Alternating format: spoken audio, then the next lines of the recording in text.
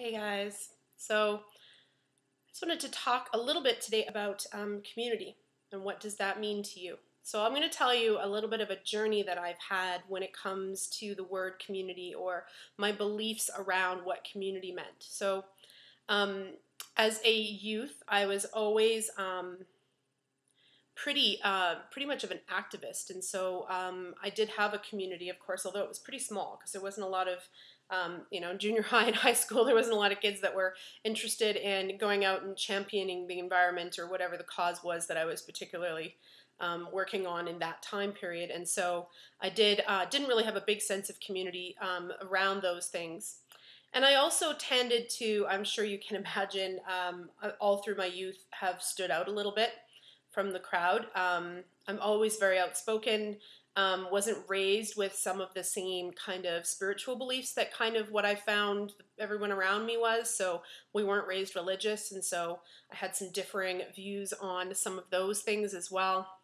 My mother also raised both my sister and I to be pretty staunch feminists, which again was something that was kind of rare when I was growing up. And just a lot of the things that exposure that I had to community wasn't very positive. It was that kind of community that you think of when you think of small town southern USA, where you walk into the truck stop and everybody just stops eating, and that sense of community, the kind of community that goes around and ostracizes certain people because they don't fit in with whatever the community is. So that was kind of the connotations I had to the word community. And I also had this misconception that community meant that you were going to fit in. So any sense of individuality or uniqueness that you had was going to wash away because you were going to try to fit in with this community now.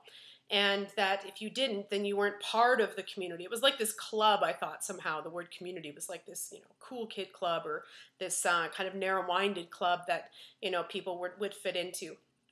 And also, things like people, getting rocks thrown at them in the middle of the street was another visual I had of community. And so for some reason in my head, some kind of ignorant small town was the only place where community existed, and I certainly didn't want any part of that.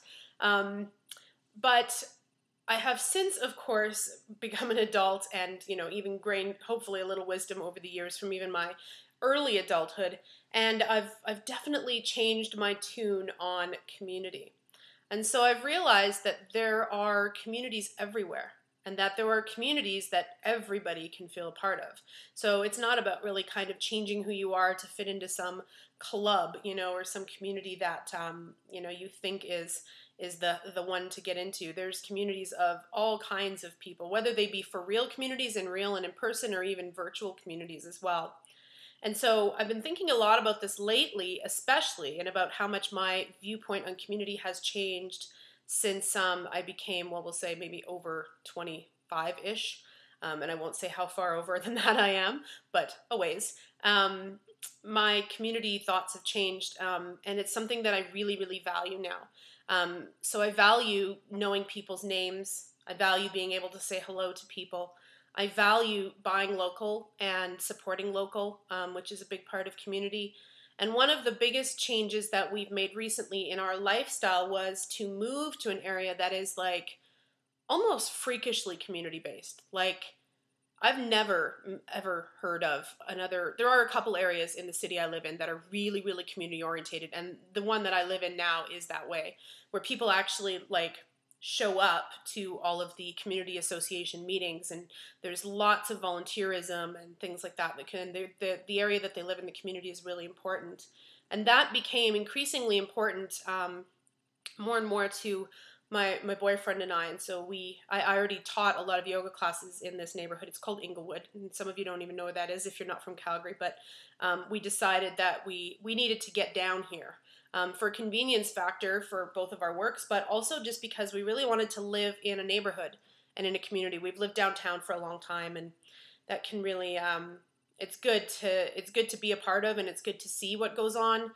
When you're out of a neighborhood, and those of you who've never lived downtown have no idea what I'm talking about, believe me, there's a whole other part of the city that you do not see unless you live downtown. But there's a difference between knowing it's there, doing what you can to help, and then feeling like you're kind of literally being inundated and bombarded by it. And we decided a while ago that we wanted to move to somewhere that was still inner city. And this is definitely very inner city neighborhood still. There's still lots of, you know, interesting folk, but not as many as where I lived before. And definitely really artsy and really community-based. The other thing that I love about this neighborhood is that everybody is an individual. I mean, if you just walk down the street, each house is completely different. There's no sort of sense of suburbia here, and a perfect community that mixes like the old of a small town, which is what it used to be, and then the new. So, you know, where else can you find a gun shop right next to a barber shop and a whole bunch of old broken down barns right next to new condos being built? So that's pretty unique.